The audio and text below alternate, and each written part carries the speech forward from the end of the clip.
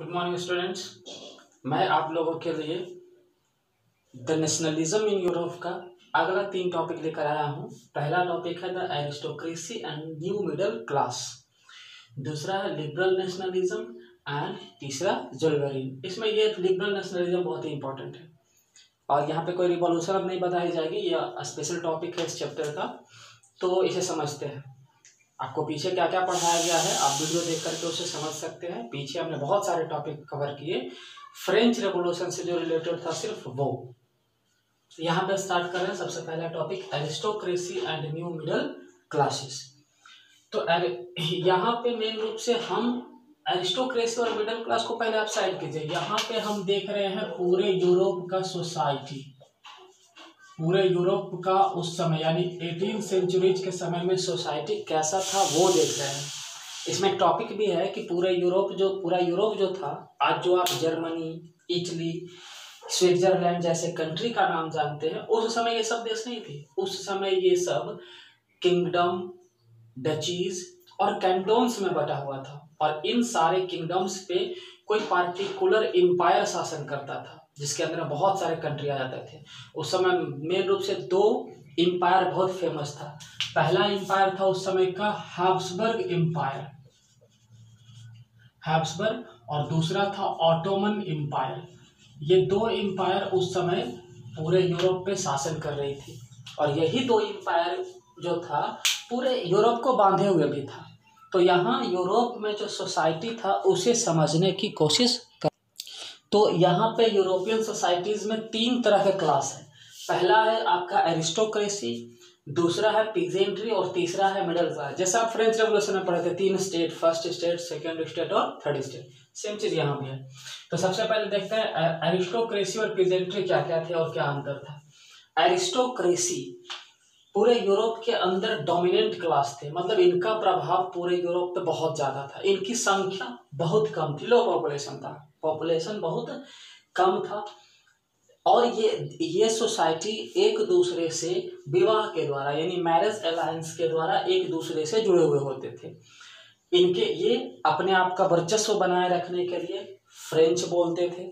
साथ ही साथ इनके पास बहुत ज्यादा संपत्ति होती थी, जहां ये होते थे वहां भी, और जो बड़े बड़े शहरें उस समय होती थी वहां पे इनका टाउन हाउसेज हुआ करता था। अब क्या देख रहे हैं कि इसके अपोजिट में जो पीजेंट्री है, इनके कंपैरिजन में बहुत ही ज्यादा पॉपुलेशन है। साथ ही साथ ये पॉपुलेशन एक जगह नहीं है, कुछ यहाँ है कुछ वहाँ, यानी फैला हुआ पॉपुलेशन है। ये इन लोगों की तरह यूनाइट नहीं है। साथ ही साथ ये जहाँ के हैं यानी ये पीजेंट जहाँ से बिलोंग करते हैं वहीं के कॉमन लैंग्वेज को, डायलेक्ट को ये लोग बोलते हैं और इनके पास संपत्ति नहीं के बराबर है। तो ये हम देख रहे हैं कि फ्रांस का ये 2 सोसाइटी बहुत ही इंपॉर्टेंट था, पीजेंट्री एंड दूसरा एरिस्टोक्रेसी। लेकिन इसी पीजेंट्री और एरिस्टोक्रेसी से एक तीसरा क्लास जन्म लिया जिसे मिडिल क्लास कहा गया। तो ये मिडिल क्लास कैसे इमर्ज हुआ, इसका कारण देखो। इसका कारण था इंडस्ट्रियल रिवॉल्यूशन। इस मिडिल क्लास के जन्म का कारण था मेन रूप से इंडस्ट्रियल रिवॉल्यूशन। अब ये इंडस्ट्रियल रिवॉल्यूशन इंग्लैंड में हुआ था। तो इंग्लैंड में होने के बाद इंग्लैंड से ये निकल करके 18th सेंचुरी तक, इंग्लैंड में 16th में ही हो गया था, लेकिन इंग्लैंड से निकल करके ये revolution, industrial revolution 18th century तक पूरे यूरोप में फैला।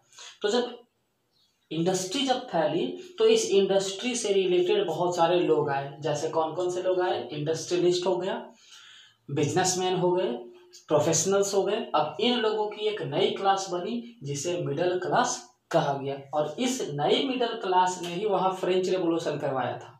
और यही न्यू मिडिल क्लास ने क्या किया कि लोगों के बीच में एक नए थॉट को लेकर के आया। अब रिवॉल्यूशन से इसे कंबाइन मत कीजिए, ये रिवॉल्यूशन से पीछे की हम बातें कर रहे हैं कि ये जो मिडिल क्लास थे इन लोगों ने एक नए टेक्निक या नया थॉट लेकर आया जिसे लिबरल नेशनलिज्म के नाम से जाना गया। तो अब ये लिबरल नेशनलिज्म क्या है, चलो देखते हैं। लिबरल नेशनलिज्म यानी लिबरल जो है वो बना है वर्ड लिबर से, जो निकला है लैटिन से, जिसका मतलब होता है फ्री। अब ये लिबर से ही क्या हो गया, लिबरलिज्म को मिला के बना यहाँ पे फ्री, यानी एक देश, ऐसा देश जहाँ पे सब लोग फ्री हों। तो ये लिबरलिज्म का दो मीन्स निकलता है, एक पॉलिटिकल फील्ड में और दूसरा इकोनॉमिकल फील्ड में। तो यहाँ पॉलिटिकल फील्ड में क्या क्या मीन्स निकलता है हम बोल रहे हैं, बोर्ड पे लिखा हुआ नहीं है, इसलिए आपको ध्यान से सुनना है। हम इंग्लिश बोलेंगे और उसका हिंदी में बोलेंगे। तो सबसे पहला मीन्स कहाँ है, पॉलिटिकल मीन्स ऑफ लिबरलिज्म। चलिए पॉलिटिकल मीन्स में क्या क्या है। पॉलिटिकल मीन्स में पहला means freedom for the individual, मतलब हर एक व्यक्ति स्वतंत्र हो। दूसरा equality of all before the law, जितने लोग हैं वो कानून के सामने बराबर हैं। तीसरा ए गवर्नमेंट बाय कॉन्सेंट, एक ऐसी सरकार जो सबकी सहमति से बनी हो, कॉन्सेंट माने सहमति, सबकी सहमति से बनी हो। Fourth end of autocracy and clerical privileges, जो उस समय विशेष अधिकार था, प्रिविलेजेस था, जो उस समय ऑटोक्रेसी था, निरंकुशता था, उसका समाप्ति। पांचवा एक कॉन्स्टिट्यूशन एंड रिप्रेजेंटेटिव गवर्नमेंट, एक कॉन्स्टिट्यूशन हो और एक रिप्रेजेंटेटिव गवर्नमेंट हो। ये 5 तरह के मतलब निकलते थे लिबरलिज्म का पॉलिटिकल फील्ड में। अब यही चीजें तो रिवॉल्यूशन करवाया, फ्रेंच रिवॉल्यूशन। अब आगे देखें इस लिबरलिज्म का इकोनॉमिकल फील्ड में क्या मतलब होता है। इकोनॉमिकल फील्ड में इसका दो मीन्स होता है। पहला मीन्स है इकोनॉमिकल फील्ड में फ्रीडम ऑफ मार्केट, यानी मार्केट में सबको आजादी हो। दूसरा abolition of state imposed restrictions on the movement of goods and capital. दूसरा क्या है कि जो स्टेट इम्पोज्ड रिस्ट्रिक्शन से, मतलब एक राज्य से दूसरे राज्य में जब सामान या पूंजी जब जाती थी तो उस पर कुछ बंधन होता था, उस बंधन को ये लोग समाप्ति चाहते थे। तो इस तरह का दो मीन्स किसमें आया, इकोनॉमिकल मीन्स ऑफ लिबरलिज्म का। अब जरा इस इकोनॉमिकल मीन्स का हम एक कंफ्यूजन दिखा रहे हैं, यहाँ पे एग्जाम्पल बहुत ही अच्छा है। वहां पे क्या होता था यूरोप के अंदर कि बहुत सारे राज्य थे और हर राज्य को क्या होता था, बिजनेसमैन चेंज करके अपना व्यापार करने जाते थे।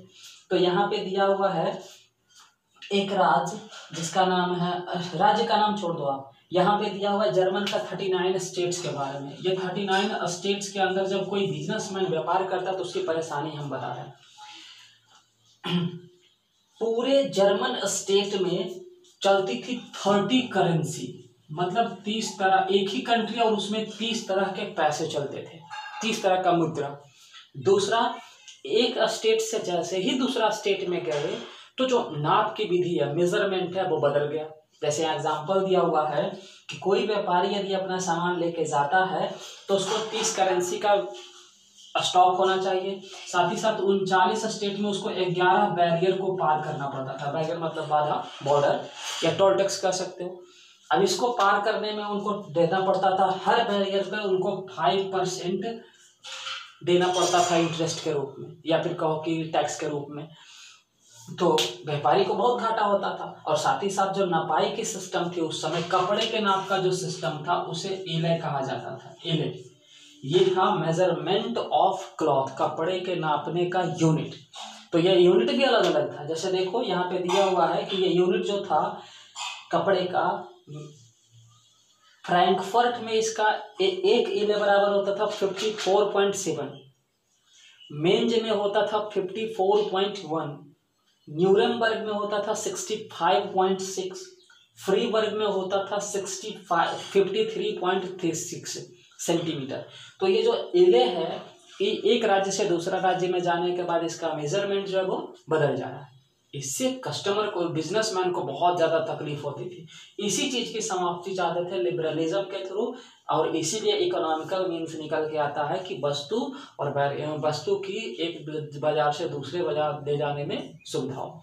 इसी चीज़ को देखते हुए, ये परेशानी को देखते हुए, कंट्री एक था, नाम था ऑस्ट्रिया, सॉरी ऑस्ट्रिया नहीं, कंट्री का नाम था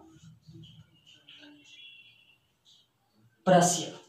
प्रशिया ने क्या किया, यहाँ पे दिया हुआ भी है, प्रशिया ने एक कस्टम यूनियन बनाया। कस्टम यूनियन ये जो व्यापार में लोगों को, कस्टमर को सुविधा दे और बिजनेसमैन को।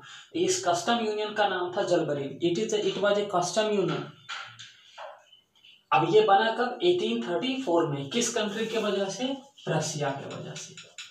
अब इस कस्टम यूनियन बनाने का वजह क्या था? इसमें बहुत सारे मेंबर बने रसिया के साथ साथ, और जो जो मेंबर बने उनका काम क्या था? इन सारे मर्चेंट्स को एडवांटेज देना। क्या फायदा हुआ इसके बनने से? तो जोल्बरीन का सबसे पहला फायदा हुआ कि जो ये बैरियर था, 11 बैरियर था, उसे खत्म कर दी गई, यानी आओ जाओ कोई बैरियर पे टैक्स नहीं देना है।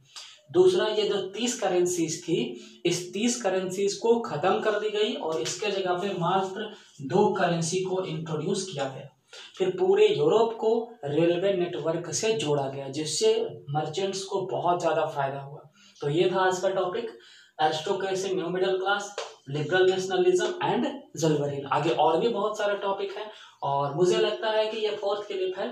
इस पूरे चैप्टर को खत्म होते होते कम से कम 10 क्लिप तैयार होगा। आप उसे स्टोर करें, उसे रिवाइज करते रहें, बहुत बेहतर बढ़िया होगा आपके लिए।